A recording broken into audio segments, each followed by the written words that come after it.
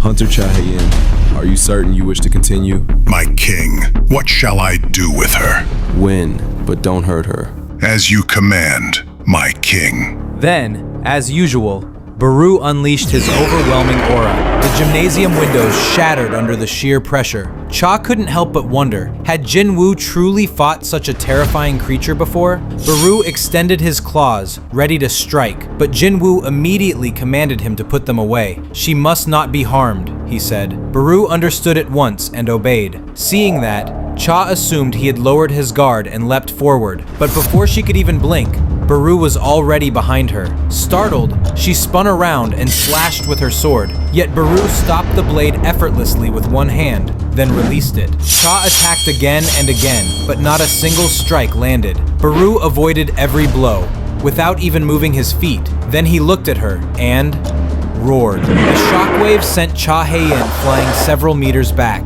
Jinwoo called out, "Is that enough for you?" But she shook her head firmly. "I can still fight." Jinwoo was surprised. After witnessing Baru's might, anyone else would have given up. But she stood tall, determined. For a moment, Baru watched her. She too waited for an opening. Then, in a blur of motion, Baru charged. He unleashed his claws, but she dodged and created distance. "Sword dance!" she shouted, activating her skill and rushing forward. Baru blocked her strike, shattering the blade in the process. Yet she wasn't done. Light blade! A brilliant flash, and her sword pierced through Baru's chest.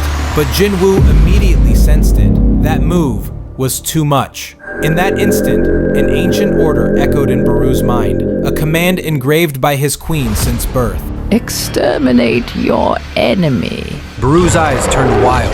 In berserk fury, he lunged toward Cha Haein. Even Jinwoo's command could not stop him. Seeing death approach, Cha closed her eyes in fear. A thunderous explosion followed. When she opened her eyes again, Jinwoo stood before her, protecting her. Baru had regained his senses. He backed away and knelt down in shame. Jinwoo, relieved, simply sighed. Nothing tragic had happened. Then he asked softly, "Why do you go so far? You don't need to risk your life just to join the guild. It's only a test. It's not worth dying for. Tell me, are you interested in me?" She froze, wide-eyed. Jinwoo thought he had guessed wrong, but suddenly she answered, "Yes, I am interested in you." After that, in the office of the American Hunters Association, Mr. Connor and Mrs. Sellner were presenting their apologies for failing to make Jinwoo sign, but the director told them he hadn't called them to apologize. He wanted to hear what had really happened. Mr. Connor then said that their observation had revealed something shocking. Sung Jinwoo was one of the monarchs. The director was stunned. A national-level hunter?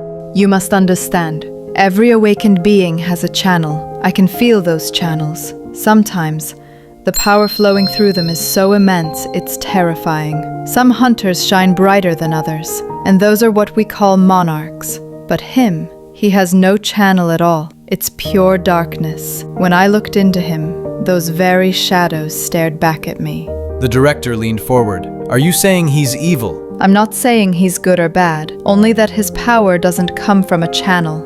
It comes from himself. And if he has no channel, then you understand what that means. The chief thanked Mrs. Sellner, then turned to Connor. Follow me. To the 24th sublevel. As they walked through the long metallic corridor, the chief spoke quietly. If Sellner failed to make Jinwoo sign, we'll need another method. Do you remember the Kamish raid? Of course. The worst dungeon break in history. The one that nearly plunged the country into chaos. Only 5 hunters from around the world managed to stop it, and they became national-level hunters. That beast alone wiped out countless elite hunters. The chief nodded. And yet, Kamish left us a gift when he died. They stopped before a heavy door. When it opened, the chief gestured inside. Look, Agent Connor, the runestone left by Kamish himself. We'll use it to bring Jinwoo to our side. Meanwhile, Jinwoo stood before a mirror, examining himself. He felt taller, stronger, even more handsome than before. He thought of asking his sister's opinion. He called her. Do you think I've changed physically? She brushed him off immediately, teasing him. They started bickering playfully like always. Then he said, I'm going to create a guild. The name will be Solo. His sister froze. Solo? That's so lame. You summon shadow soldiers, right? You're not even alone. Jinwoo realized his mistake instantly. His sister laughed. Why not Ajin instead? It's your name reversed, and it sounds better. Jinwoo smiled. Yeah, Ajin it is. At that same moment, in another apartment, Cha Hae-in sat quietly, lost in thought, her heart still uneasy from what she'd said to Jinwoo earlier. She felt she had said too much. Then, out of nowhere, a voice echoed in her mind. Please, tell him. Tell him to be careful with his power. Tell Jinwoo to stay safe. Cha froze. She straightened up, confused and trembling, unsure of what had just happened. The next day, within the Knights Guild, an A-rank gate had appeared on their territory. The guildmaster muttered to himself. He couldn't risk entering such a gate alone. They could all die inside. His assistant warned, if we back out, the other guilds will mock us. But the master replied, no way. I won't let anyone else take what's rightfully ours. As he pondered their options, a staff member suggested, instead of another guild, why not team up with an S-rank hunter? The master thought for a moment, then his eyes lit up. We're going to see Sung Jinwoo, he said. Meanwhile, Jinwoo was speaking with Jinhoo. So, what do you think of the name Ajin Guild, he asked. Jinhoo smiled. It's way better than Solo Guild. Jinwoo chuckled. Good. Now we just need a third member to make it official. Jinhoo leaned forward. What happened with Hunter Cha Hae-in? Jinwoo shook his head. She's not what I'm looking for. I need someone who won't meddle in guild affairs. Suddenly, there was a knock at the door. Jinwoo opened it, to find 3 smiling faces staring back at him. Neither side knew what to say. Once inside, one of the men played a video on a laptop. If you help us clear this raid, he said, we'll pay you well. Instead of 10%, we'll give you 20, Jinwoo replied. Make it 50-50. The man blinked. 50? Jinwoo smiled faintly. I just founded my guild, the Ajin Guild. The man tried to negotiate, but Jinwoo cut him off. Non-negotiable. Eventually, the man gave in. Fine. Will you take care of the boss? Yes, Jinwoo answered. As they prepared to leave, the man asked, will you be coming with us tomorrow? Jinwoo shook his head. Go ahead first. I'll join you later. As they left, the assistant whispered, Boss, I swear I just saw his shadow move on its own. His superior sighed. Stop drinking. Moments later, Jinwoo's phone rang. He stepped outside to answer. It was his mother. She'd bought a new phone and asked if she was disturbing him. Jinwoo smiled. Not at all. I'm on break. He told her that once he got home, he'd take her out to dinner. The next day, at the side of the gate, Ma Dong-suk, the guildmaster, was already there. It was nearly time, but there was still no sign of Jinwoo. Meanwhile, Jinwoo stepped out of his home, wondering if his sister had brought her umbrella. The sky looked ready to burst. Then, he whispered softly, Shadow exchange. At that same moment, in a nearby school, 3 students were walking down a hallway. They stopped in front of an old door. They were supposed to move some equipment inside. When they opened it, the room was covered in dust. But one of them noticed something strange, a gate, right there inside the classroom. Feeling confident, one of the boys stepped closer. Relax, it's fine. Nothing can come out of these things. But then, the gate began to crack. A deep fissure spread across its surface, and suddenly, it shattered. A monstrous hand burst out, grabbing the boy's head violently. He screamed for help, but before his friends could react, his skull was crushed in a single sickening squeeze. A creature emerged from the gate, its roar echoing through the school's empty halls. Orcs were creatures born for the hunt. Their intelligence might have been lower than that of humans, but when it came to tracking prey, they were unmatched. After being trapped for so long, the scent of blood and flesh drove them wild with excitement. Once they emerged from the gate, the orcs were overjoyed. There were so many humans in this place. The leader sensed that just above, even more humans were gathered. He ordered one of his kin to return through the gate and summon their brothers. In an instant, the hunt had begun. Down the corridor, the orcs spotted humans in the distance. Unaware of the danger approaching, the students chatted calmly, until the orcs suddenly leapt upon them, slaughtering without hesitation.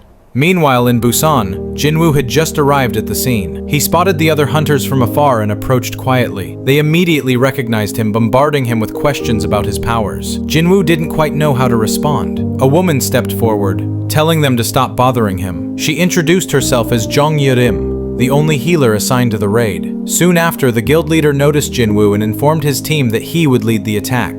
Jinwoo would cover them during the operation. Some members grumbled, feeling underestimated. The leader simply said it was normal for them, but Jinwoo replied that it didn't bother him. If anything, it was better that way. Then, the hunters began entering the gate. At that same time, in the Hunters Association, an emergency call came in. A trembling girl hid inside a school bathroom, whispering that monsters were roaming the halls. The operator urged her to calm down and describe them. They look like humans, but their skin is green, she said. Realizing what it was, the woman told her to run, to escape immediately, but it was too late. On the other end of the line, the girls were cut short as the orc tore her apart. Chaos filled the school. Some students managed to flee, others were not so lucky. Frustrated by their escaped prey, the orc sealed off every exit. The hunt would continue. Those still trapped barricaded themselves inside a classroom. Some grabbed whatever they could to fight back, but the door burst open with a deafening crash, and panic spread as the orc stepped inside. One boy tried to run, but before he could take 2 steps, a massive axe split him in half. The orcs, laughing, delighted by the thrill of the hunt. Then, one of them sensed something. There was a human girl here who possessed mana. Jinna, her brother's name again and again. Jinna told her friend to run, but the girl refused. She was a hunter, and she had to fight.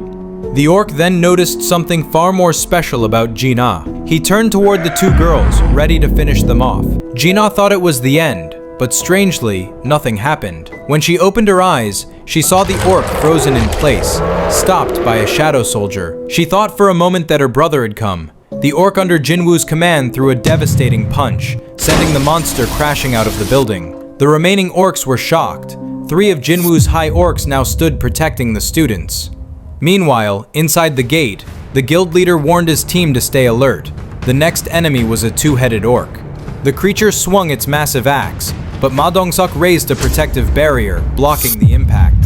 His teammate took advantage of the opening, slashing the beast's eyes with his sword. Blinded, the orc could only watch its own death unfold as the hunters surrounded it, cutting from every direction. Then came the mages. Flames and lightning rained down until the creature finally fell. But the guild leader didn't look relieved. "This isn't good," he muttered. "These kinds of monsters are supposed to appear at the end, not the start." He turned to Jinwoo. "You know what they're called, right?" Jinwoo nodded. "Gravekeepers." "Exactly," the leader said darkly. "If they appear first, that means an army of undead will follow." The next instant, countless undead began to rise. His teammate, "You jinxed us the moment you said that." Yet, strangely, the undead didn't attack. The hunters stood in confusion, while Jinwoo behind them frowned, disappointed. Something was wrong. "I have to go," he said quietly. "There's an emergency." The leader protested. "If you leave now, we'll all die here." But Jinwoo called out. "Beru!" A shadow appeared, and every hunter froze in terror. My king, what are your orders? Protect every human here. And the non-humans? Do as you wish. Beru unleashed a crushing aura of power, leaving the hunters speechless. Jinwoo then summoned 20 more shadow soldiers to aid him. But as he prepared to leave, the hunters grew irritated that he was departing so suddenly. Jinwoo glared at them and asked coldly if they wanted him to recall his soldiers before leaving. Faced with his tone, they had no choice but to accept his help.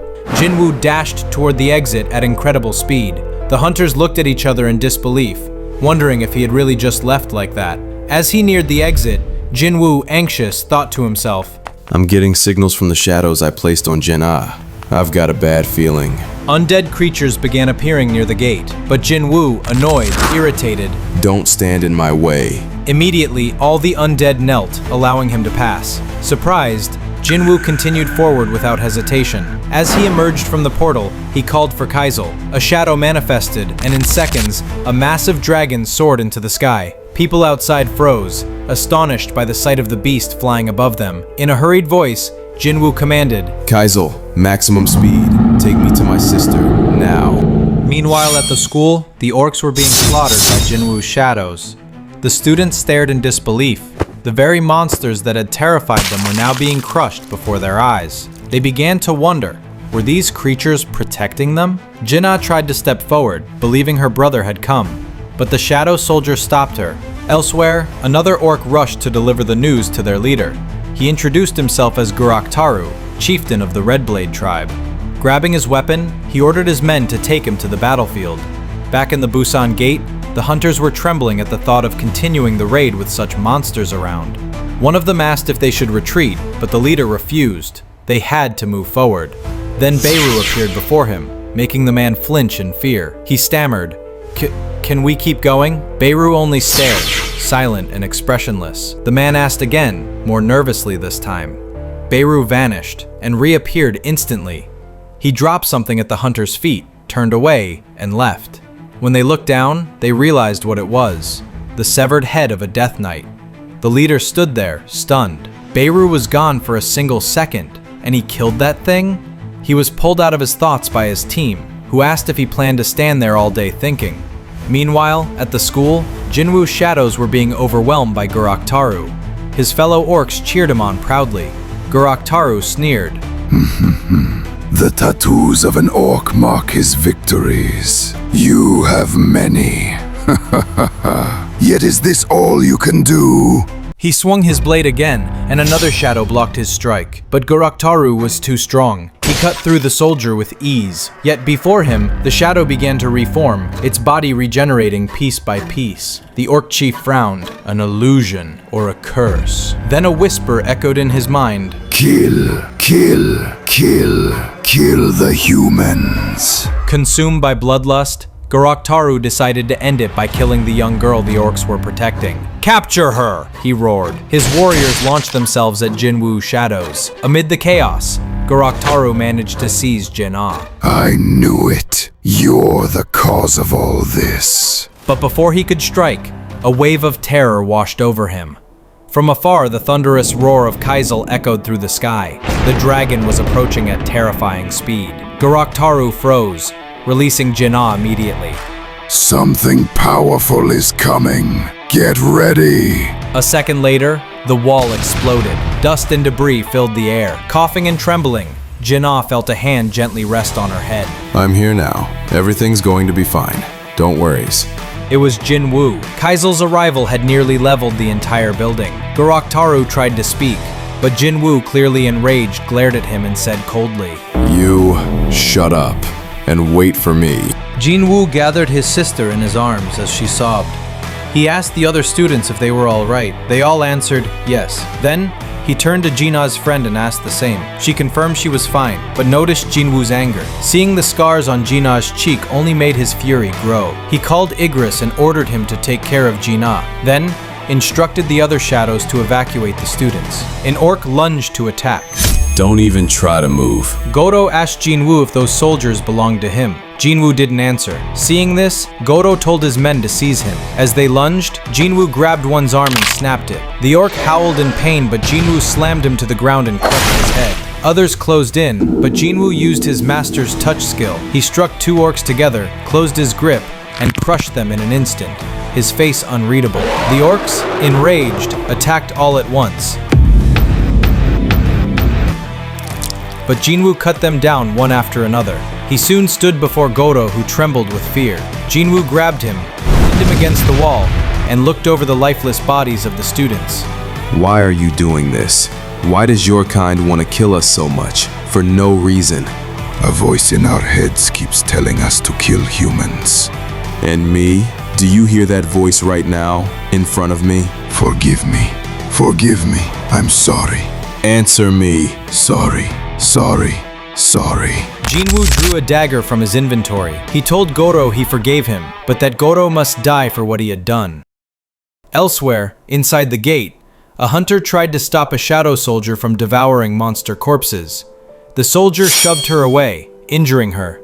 Beru appeared, healed the hunter, and moved on. The hunter stood stunned. How could a summoned being out-heal her? In the boss chamber, the hunters froze in horror. The boss was a high lich. That very lich had annihilated an entire Chinese guild. Only Liu Zigang's intervention had prevented total disaster. The hunters feared it was the end. Undead rose around them.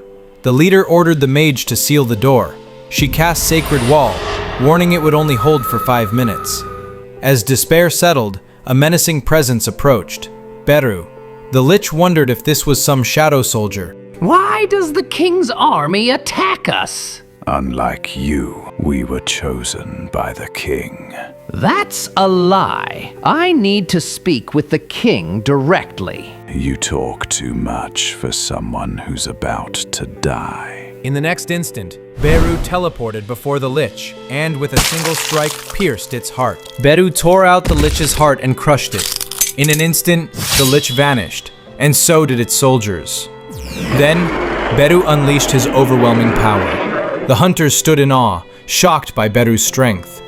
Jinwoo didn't even need to be inside the dungeon. His shadows could do everything for him. Their leader whispered that they should consider merging with Song Jinwoo's guild. His subordinate objected, saying it would look like they were taking advantage of him, but the leader replied calmly. They'd be reliable allies, not freeloaders. Back at the school, ambulances carried away the lifeless bodies of students. Many parents wept for their children that day. Inside a car, the president explained to Jinwoo that 213 students had escaped at first, but inside, only 10 survived. This tragedy could have been predicted. The gates kept appearing, as if the world itself sought balance through chaos. Jinwoo then asked why the president wanted to see him. Japan, the United States, China, Russia, France. All of them wish to meet you. I'm sure others have already tried to approach you. We can't stop you from leaving, but we can protect your information. When they arrived at the hospital, the president promised Jinwoo all possible support if he stayed, but Jinwoo simply said he wanted to enter the gates alone. The president was stunned. You mean exemption from the minimum raid team requirement? Jinwoo nodded. Have you created a guild then? The president asked. I have, Jinwoo replied. Is it impossible to approve my request? I'll do my best, the president said. Meanwhile, Jinwoo spoke with his cousin, asking her to join their guild. She questioned him, thinking he was being tricked by some shady guy, but the moment she learned it was Jinwoo, she changed her mind immediately. When she arrived, Jinwoo asked if she was the third member. Jinwoo introduced her proudly. She asked Jinwoo if it was true he'd ruined Imin Sung's interview. Once seated, Jinwoo calmly explained how things would work in the guild. Then she shyly asked if they could take a selfie together. Elsewhere, at the Hunter Association, many were upset by the president's decision. Jinwoo's guild was barely new, but the president said it was a justified exception. He asked the room, Between 20 rank A hunters and 1 Song Jinwoo, who would you choose if a dungeon break occurred? No one answered. Jinwoo is being courted by nations worldwide. Do you really think he'll stay in Korea if we reject him? The decision is final. Meanwhile, Cha Hae-in saw a photo of Jinwoo posted by another girl. Her jealousy flared so intensely that her entire apartment shook. The next day, Jinwoo and Jino stood before a massive gate. Jino was stunned by its sheer size. Then, reporters began bombarding Jinwoo with questions, but Chief Chol quickly pushed them all back. Jinwoo wanted to know how his information had been made public. Chol warned him to be careful about what he posts online himself. When measuring the strength of Jinwoo's shadows, all were ranked B or higher. Still, Chol decided to observe them during their first raid. Jinwoo asked if he was sure about that decision. Chol didn't understand, not until they were inside the dungeon. He watched as monsters were attacked and annihilated without mercy. Then he saw Igris, his sword striking down lightning with every swing. Chol wondered if he could ever defeat him in a one-on-one fight. A giant ant tried to devour a monster's head, but Jinwoo kicked it away and ordered his shadows not to slack off, to take everything. Chol was speechless before the scene unfolding before his eyes. Finally, the boss appeared. Jinwoo ordered all his shadows to return, except those still working. Chol didn't understand why, especially with the boss right in front of them. But Jinwoo drew his dagger and said that if he relied too much on his shadows, he'd start to rust. Jinwoo leapt forward and vanished. As the monster struck, he reappeared above it in an instant. Chol couldn't believe his eyes. With a single swift strike, Jinwoo brought the creature down. Satisfied, Jinwoo realized he had leveled up. Chol examined the creature, noting how hard its scales were, yet Jinwoo had killed it with just 2 daggers. Then, Jinwoo spoke. Arise. The monster's shadow began to take form, and once it stood tall, Jinwoo named it Jima. The gate started to collapse. Jinwoo told everyone it was time to go, but he wondered how he would handle the body of such a beast. Outside, everyone was in shock. A giant had just emerged from the gate. Defense, confused at first, began to enjoy all the attention from reporters. Chol, however, was utterly drained. Later, when he met the president, Chol explained everything. The president was astonished, thinking he must have had a bad day. But Chol said it wasn't a raid, it was a one-sided massacre. Hearing that, the president told him to go rest. Dungeon cleanup, corpse recovery, crystal gathering. One man capable of it all. A guild all by himself. My eyes didn't deceive me when I first saw him. The global ranking of hunters will never be the same. Meanwhile, in Shinjuku, Japan, everyone turned toward a single point. A gate the size of a skyscraper had appeared in the middle of the street. People whispering whispered in fear. Nothing could be seen inside, yet everyone felt something staring back. And in that moment, they all knew this was only the beginning.